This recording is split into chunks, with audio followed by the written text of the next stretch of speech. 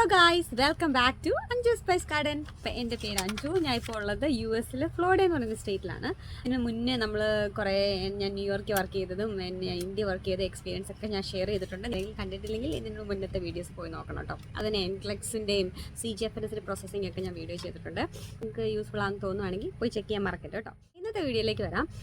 അപ്പം ഞാൻ ന്യൂയോർക്കിൽ വർക്ക് ചെയ്തിട്ടുണ്ട്. അവിടെ ഞാൻ ഹോസ്പിറ്റലായിരുന്നു വർക്ക് ചെയ്തിട്ടുണ്ടായിരുന്നത്. അത് നമ്മൾ ഫ്ലോറിഡയിലേക്ക് മൂവ് ചെയ്തിട്ട് എനിക്ക് 2 ടൈപ്പ് എക്സ്പീരിയൻസ് ഇപ്പം കിട്ടി. ഹോസ്പിറ്റൽ സെറ്റിങ്ങിൽ നിന്നുള്ള ഒരു എക്സ്പീരിയൻസും പിന്നെ അത് കഴിഞ്ഞിട്ട് ഞാനിപ്പോൾ റീസെൻ്റായിട്ട് സർജറി സെൻറ്ററിലും വർക്ക് ചെയ്യുന്നുണ്ട്. അപ്പോൾ എനിക്ക് ആ 2 ഡിഫറൻസും കൂടെ ഫീൽ ചെയ്യാൻ പറ്റും. അപ്പോൾ ഞാൻ ഓർത്ത് നിങ്ങളുടെ അടുത്തൂടെ അത് ഷെയർ ചെയ്യാമെന്ന്. ഹോസ്പിറ്റൽ എന്ന് പറഞ്ഞാൽ പറയുമ്പോൾ പോലെ തന്നെ ബിഗ് സെറ്റിംഗ് ആണ്. ഏറ്റവും മെയിൻ തിങ് ഞാൻ ഫോക്കസ് ചെയ്ത് പറയുന്നത് സാലറി. ഹോസ്പിറ്റലിൽ നല്ല സാലറി ഉണ്ട്. സർജറി സെൻറ്ററിൽ നിന്നാണെങ്കിൽ അവർക്ക് കുറച്ചുകൂടെ ഫണ്ടിങ് കുറവായിരിക്കും. സ്മോളർ സെറ്റിംഗ് ആയതുകൊണ്ട് അവർക്ക് കുറച്ചുകൂടെ സാലറി കുറവായിരിക്കും. അതാണ് ഒന്നാമത്തെ പോയിന്റ് കേട്ടോ. എൻ്റെ ഒരു അനുഭവത്തിൽ നിന്ന് ഇപ്പം ഞാനൊരു സർജറി സെൻറ്ററിൽ വർക്ക് ചെയ്യുന്നുണ്ട്, ഹോസ്പിറ്റലിലും വർക്ക് ചെയ്യുന്നുണ്ട്. അപ്പോൾ ഹോസ്പിറ്റലിൽ എന്ന് പറഞ്ഞാൽ ഭയങ്കര ഫാസ്റ്റ് പേസ്ഡും ഒരുപാട് സർജറീസ് നടക്കുന്നതും അങ്ങനത്തെ ഒരു സെറ്റിംഗ് ആണ്. ഇപ്പോൾ സർജറി സെൻറ്റർ എന്ന് പറഞ്ഞാൽ കുറച്ചുകൂടെ സ്ലോയിൽ പോകാം, കുറച്ചുകൂടെ കാമാണ്. ബിക്കോസ് അവിടെ അത്രയും ഹാഷ് പുഷ് അങ്ങനത്തെ സംഭവങ്ങളൊന്നുമില്ല, കുറച്ചുകൂടെ കാമായിട്ടുള്ളത്. പക്ഷേ തിരക്കുള്ള സർജറി സെൻറ്റേഴ്സും ഒക്കെ ഉണ്ട് കേട്ടോ. ഞാനിപ്പോൾ ചെയ്യുന്നത് അത്ര തിരക്കില്ല. അപ്പോൾ അവരൊരു സ്ലോ പേസ് പോകുന്നതാണ്. ഞാനാണെങ്കിൽ ഈ ഹോസ്പിറ്റൽ സെറ്റിങ്ങിൽ നിന്ന് മാറാൻ തന്നെ തീരുമാനിച്ചതിനൊരു വലിയ റീസൺ ഉണ്ട്. ഈ ഹോസ്പിറ്റലാകുമ്പം ഞാനിപ്പോൾ OR കൂടെ ആയതുകൊണ്ടാണ് കേട്ടോ. ബാക്കി എല്ലാ ഡിപ്പാർട്ട്മെൻറ്റിലും ഉണ്ട്, എന്നാലും പറയുവാണ്. ഹോസ്പിറ്റലാണ് മോസ്റ്റ്ലി വീക്കെൻഡ്സ് ചെയ്യേണ്ടതായിട്ടുണ്ട്. ഓൺ കോൾ വരാൻ ചാൻസസ് ഉണ്ട്. അതുപോലെ തന്നെ ഹോളിഡേയ്സ് ഒക്കെ ഉണ്ടല്ലോ, ക്രിസ്മസും ന്യൂ ഇയേഴ്സും ഒക്കെ എല്ലാം ഓപ്പണാണ്. ഹോസ്പിറ്റൽ ഓപ്പണാണ്. നമ്മൾ എല്ലാ ഹോളിഡേയ്സൊന്നും നമുക്ക് ചെയ്യേണ്ടി വന്നില്ലെങ്കിൽ പോലും നമ്മൾ ഒരു വർഷത്തിൽ ഇത്രയ്ക്ക് ഹോളിഡേയ്സ് ചെയ്ത് കൊടുക്കേണ്ടി വരും.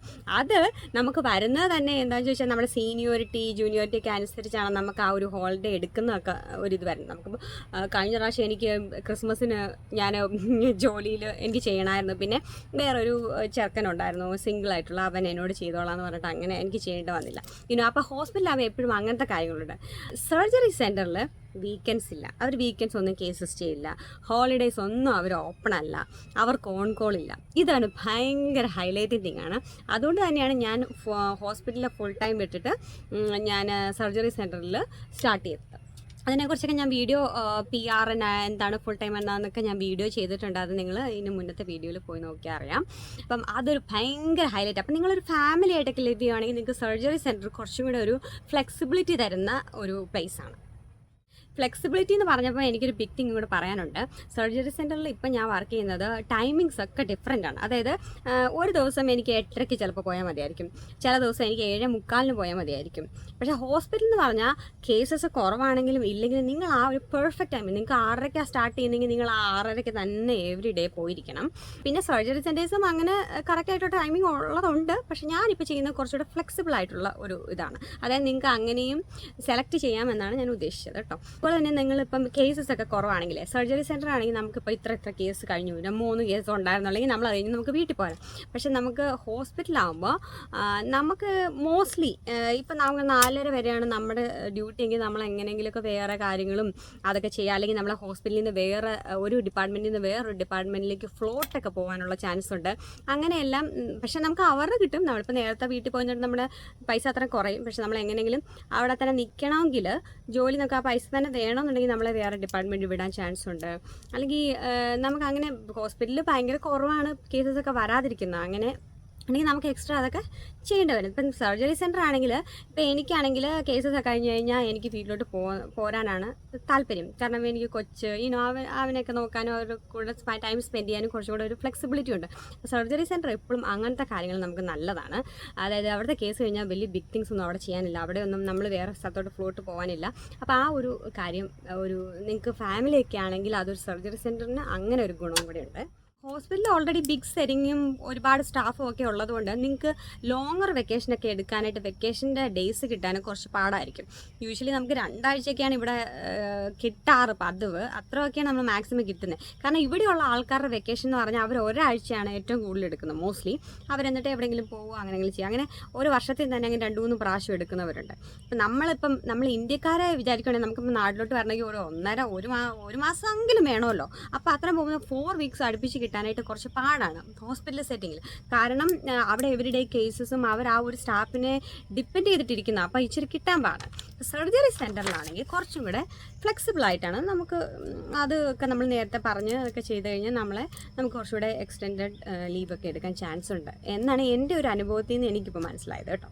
വേറൊരു കാര്യം എന്ന് പറഞ്ഞാൽ ഈ ഹോസ്പിറ്റലിലെ നിങ്ങൾ അതിപ്പോൾ എവിടെയാണെങ്കിലും നിങ്ങൾ ഇപ്പോൾ നാട്ടിലാണെങ്കിലും അങ്ങനെ കാണും, ഡേ ടൈമിലൊക്കെ വർക്ക് ചെയ്യുമ്പോഴത്തേക്കിനും ഇങ്ങനെ എഡ്യൂക്കേഷൻ്റെ ആൾക്കാർ വരും, പ്രിസെപ്റ്റർ നോക്കാൻ വേണ്ടി ആൾ വരും, അങ്ങനത്തെ പല ആൾക്കാരും നമ്മളിങ്ങനെ ബോധർ ചെയ്തുകൊണ്ടിരിക്കും. ഞാൻ ഡൽഹി ജോലി ചെയ്തപ്പോഴും ഉണ്ട്. നമ്മളിങ്ങനെ ഇടയ്ക്ക് നമ്മൾ പേഷ്യൻ്റെ അടുത്ത് ഓരോ കാര്യം ചെയ്യാൻ വേണ്ടി ഓടി വയ്ക്കും. അപ്പോഴേ പറയും ഒന്ന് ഹാൻഡ് വാഷിങ് ചെയ്ത് പറഞ്ഞിട്ട് നമ്മുടെ എഡ്യൂക്കേറ്റർ വരുന്നത്.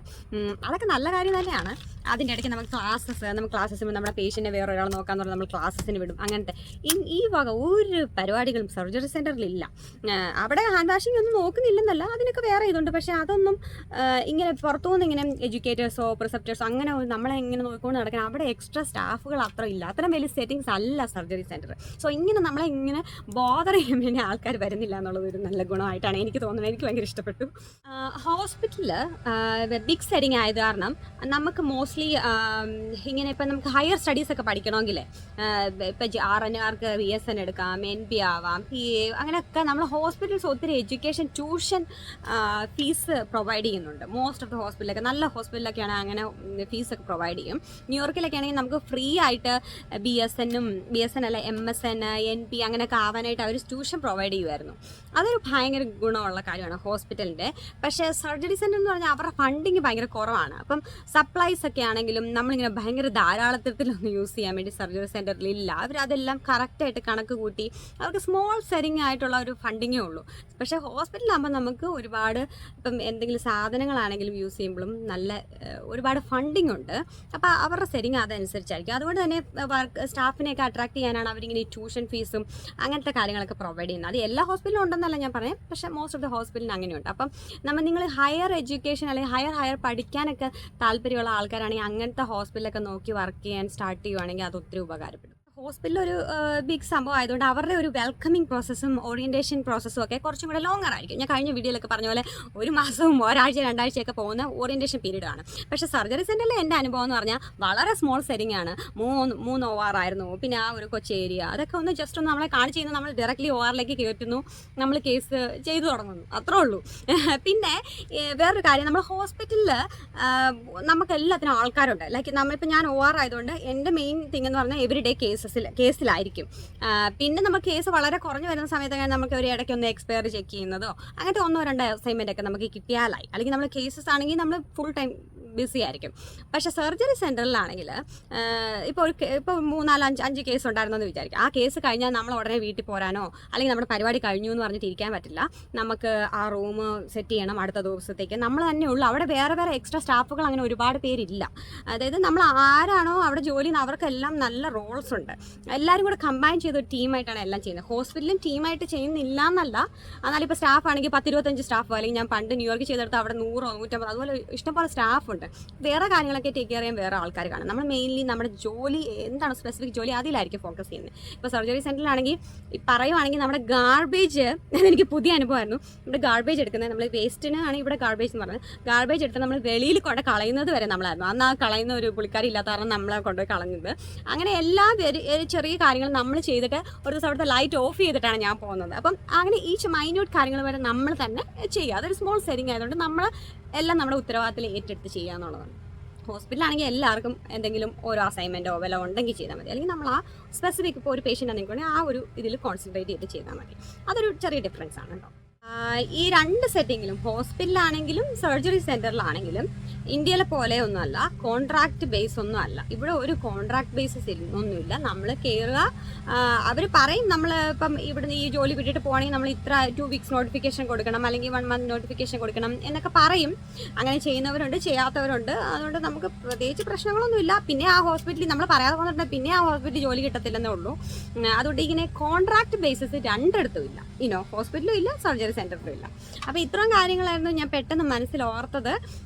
ഈ രണ്ടൊരു ഡിഫറൻസ് ഇനി നിങ്ങൾക്കാണെങ്കിലും ഇവിടെ ജോലി ചെയ്യുമ്പം അങ്ങനെ ഒരു ഓപ്ഷനെ കുറിച്ച് തിങ്ക് ചെയ്യണമെങ്കിൽ നിങ്ങൾക്ക് ഫാമിലി അങ്ങനെയൊക്കെ ഉണ്ടെങ്കിൽ നിങ്ങൾക്ക് സർജറി സെൻറ്റർ കുറച്ചുകൂടെ ഫ്ലെക്സിബിളും അങ്ങനെ ആയിരിക്കും. അതുപോലെ നിങ്ങൾ സിംഗിളാണ്, ഒരുപാട് മണി കുറച്ചുകൂടെ പൈസ ഉണ്ടാക്കണം എന്ന് താല്പര്യമുള്ള ആളായി എക്സ്ട്രാ ഓവർ ടൈം ഒക്കെ ചെയ്യണമെന്നുള്ള ആൾക്കാർ, അങ്ങനത്തെ ഇതുള്ള ആൾക്കാരാണെങ്കിൽ ഹോസ്പിറ്റലായിരിക്കും നല്ലത്. കാരണം അവിടെ എക്സ്ട്രാ വർക്കുണ്ട്, ഓവർ ടൈം ചെയ്യാനുണ്ട്, ഓൺ കോൾ എടുക്കാനുണ്ട്, വീക്കെൻഡ് എടുക്കാനുണ്ട്, ഹോളിഡേ എടുക്കാനുണ്ട്. അതിനൊക്കെ നമുക്ക് എക്സ്ട്രാ ഡബിൾ സാലറി കിട്ടും. അപ്പോൾ അത് നിങ്ങൾക്ക് സിംഗിളാണെങ്കിൽ കുറച്ചുകൂടെ മണി മേക്ക് ചെയ്യാൻ വേണ്ടി ഹോസ്പിറ്റൽ കുറച്ചുകൂടെ നന്നായിരിക്കും.